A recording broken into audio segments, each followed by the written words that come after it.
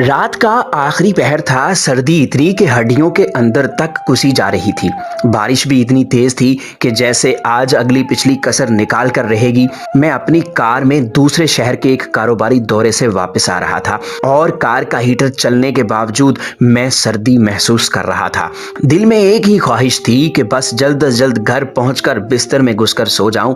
मुझे इस वक्त कंबल और बिस्तर ही सबसे बड़ी नेमत लग रहे थे। सड़कें बिल्कुल सुनसान थीं, हत्ता कि कोई जानवर भी नजर नहीं आ रहा था। लोग इस सर्द मौसम में अपने गर्म बिस्तरों में दबके हुए थे। जैसे ही मैंने कार अपनी गली में मोड़ी तो मुझे कार की रोशनी में भीगती बारिश में एक साया नजर आया।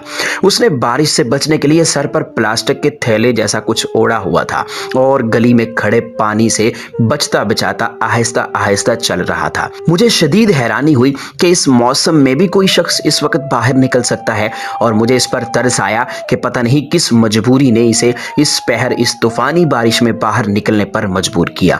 मैंने गाड़ी उसके करीब जाकर रोकी और शीशा नीचे करके उससे पूछा, भाई साहब आप कहाँ जा रहे हैं? आइए मैं आपको छोड़ देता हूँ। उसने मेरी तरफ देखकर कहा, शुक्रिया भाई, मैं यहाँ करीब ही तो जा रहा हूँ, इसलिए पैदल ही चला जाऊंगा। मैंने तजस्सुस भरे लहजे में पूछा, इस वक्त आप कहाँ जा रहे हैं? उसने बड़ी मतानत से जवाब दिया, मस्जिद। मैंने हैरानी से पूछा, इस वक्त मस्जिद में क्या करने जा रहे हैं? उसने कहा, मैं इस मस्जिद का मौज़िन हूँ और फजर की अजान देने के लिए मस्जिद में जा रहा हूँ।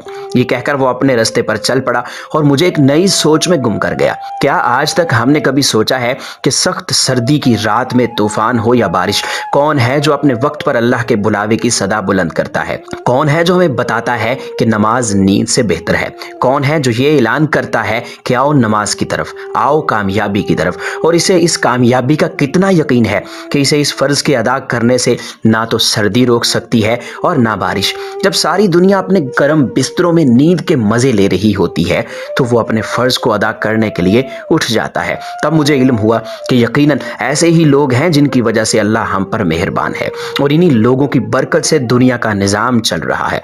मेरा दिल चाहा कि नीचे उतरकर इसे सलाम करूं, लेकिन वो जा चुका था और थोड़ी देर बाद जैसे ही फिजा अल्लाह अकबर की सदा से गूंजी, मेरे कदम भी मस्जिद की जानिब उठ गए और आज मुझे सर्दी में मस्जिद की तरफ चलना गर्म बिस्तर और नींद से भी अच्छा लग रहा था।